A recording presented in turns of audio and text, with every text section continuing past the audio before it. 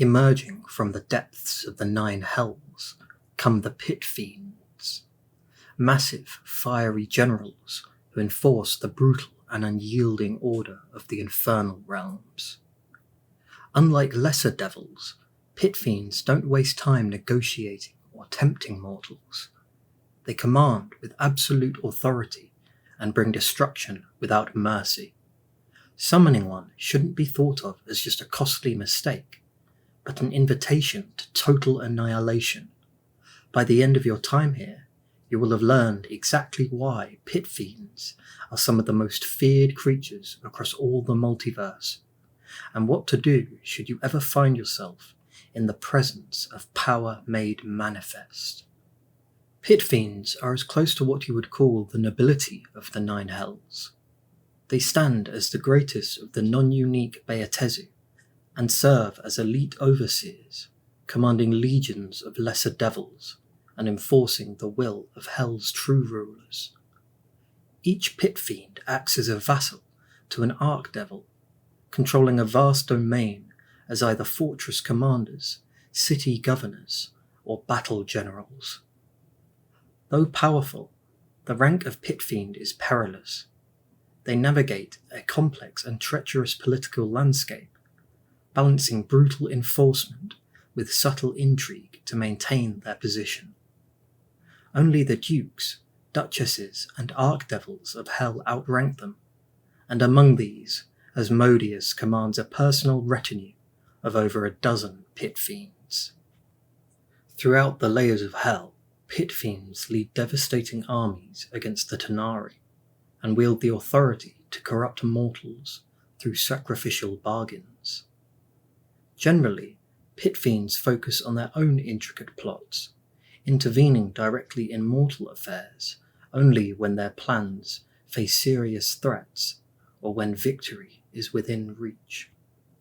In appearance, the average Pit Fiend stands nearly 12 feet tall and has an extremely muscular frame.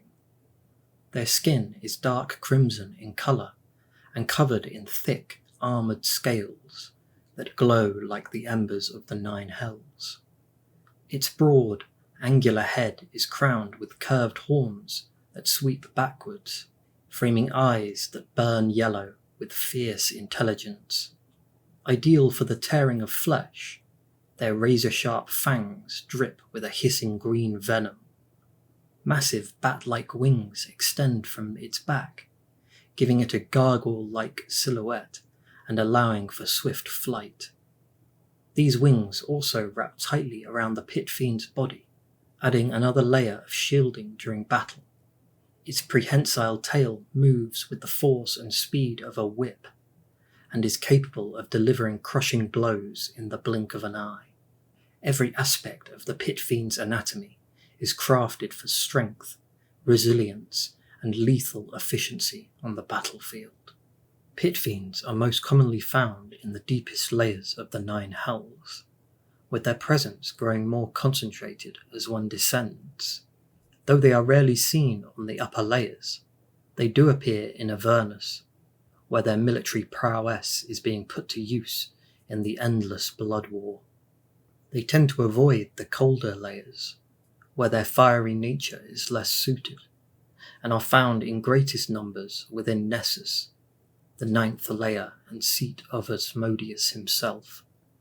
There, they serve directly under the Lord of the 9, commanding legions and enforcing his will with absolute loyalty. The process of becoming a Pit Fiend is both selective and transformative.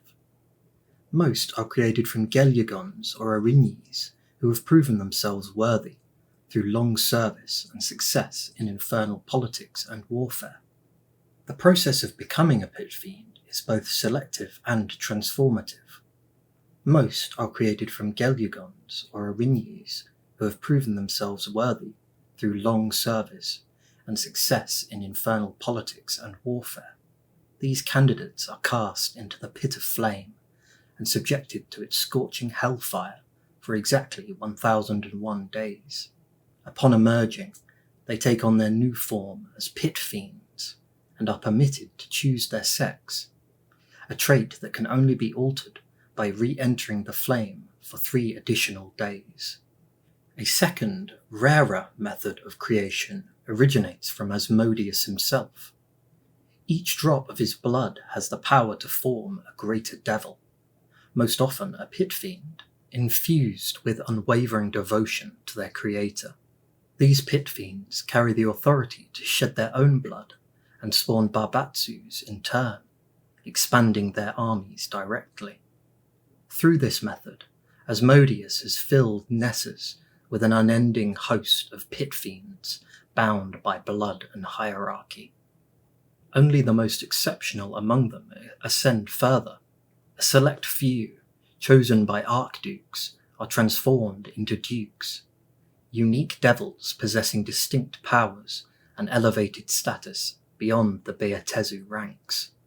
In battle, pit fiends shroud themselves in an aura of pure terror, a supernatural presence that weakens the resolve of all who approach. Their bodies can erupt into flame at will, burning any who come too near.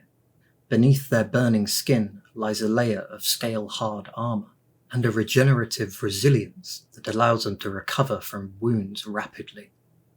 Only spells and weapons forged in good-aligned power, or crafted from silver, can stem this relentless regeneration. Their command of magic rivals their physical might. They wield fire with devastating precision, often beginning combat with bursts of flame or eruptive walls that divide and isolate the battlefield. Their arcane repertoire includes paralysis, invisibility, and symbols of pain that can cripple even veteran warriors. They are also capable of summoning reinforcements, lesser devils, to swarm a foe, or, on rare occasions, even another pit fiend. Most terrifying of all is their ability to invoke a wish spell, though accounts differ on how frequently this can occur. Some say once a year, others once every 99, granted through a dark and demanding ritual. The average pit fiend has damage resistances to cold and non-magical, bludgeoning, piercing, or slashing attacks. They also have true sight up to 120 feet from their body. This enhanced vision grants them various advantages.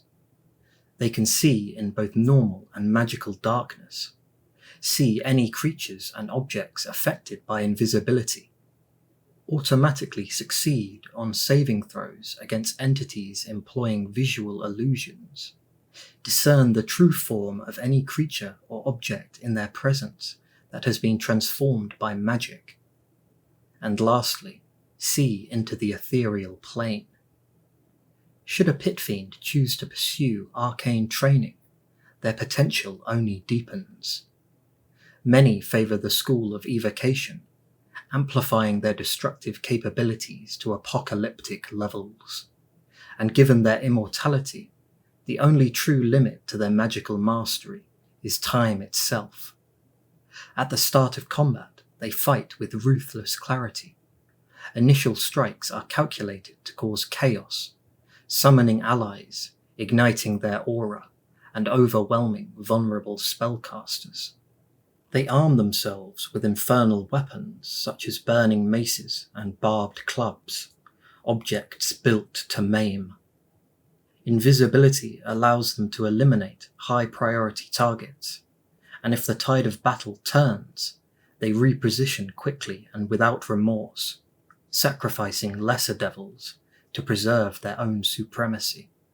A group of pit fiends, known as the Dark Eight, act as infernal generals within the 9 hells, orchestrating the blood war from within the inner regions of Bel's bronze citadel on Avernus.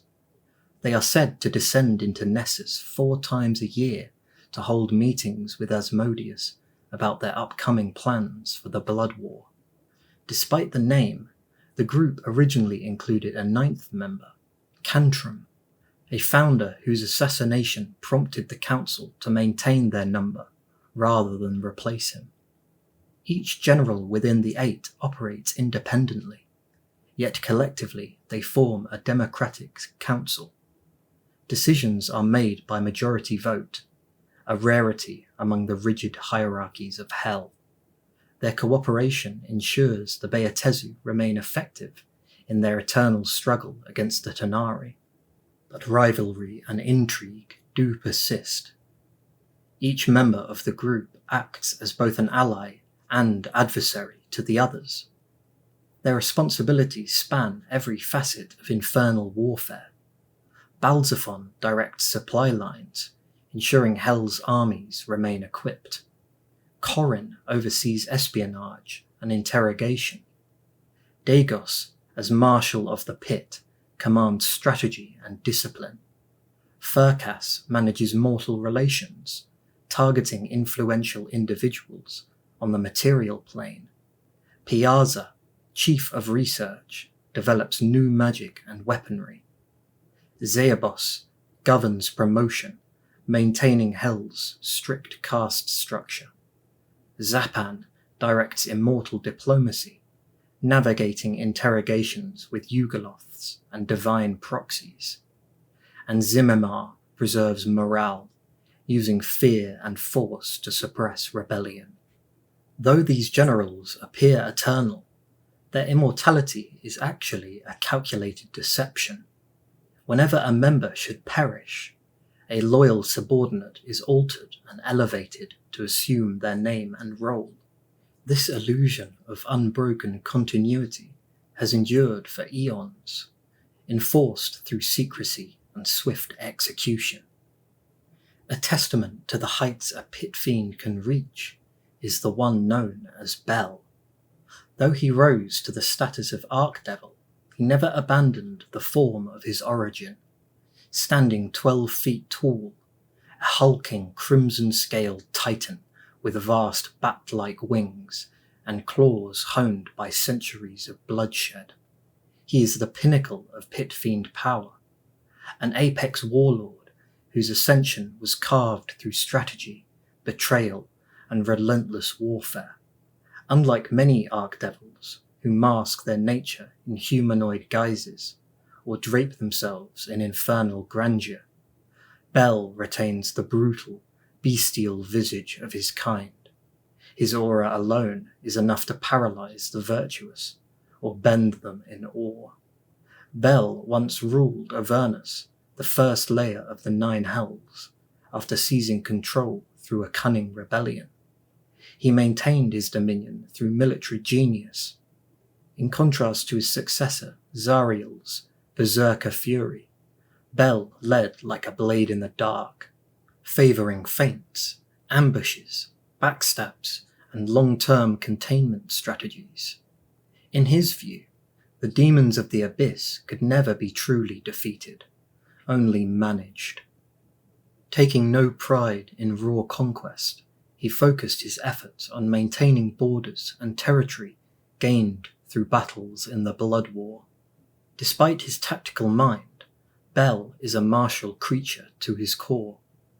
He prefers warfare to sorcery, and his distrust of magic is well known, even as reports vary on his own arcane potential.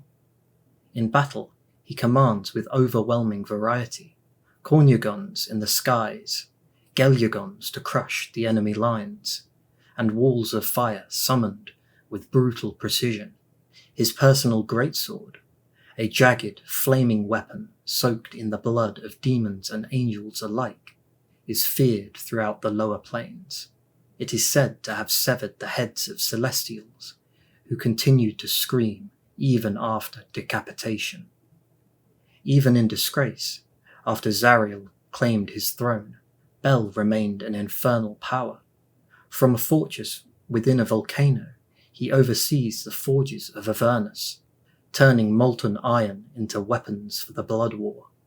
His forces remain vast, bolstered by devils loyal to order over politics, spies who whisper to Asmodeus himself, and even reluctant partnerships with creatures such as Tiamat, and outcasts such as Moloch and Ammon. Though he has no allies among his fellow archdevils, and though the Dark Eight wield more influence over him than he over them, Bel is no pawn. He is a warlord of hell, the bulwark against the abyss, the embodiment of discipline, strategy, and violence in service to the Nine.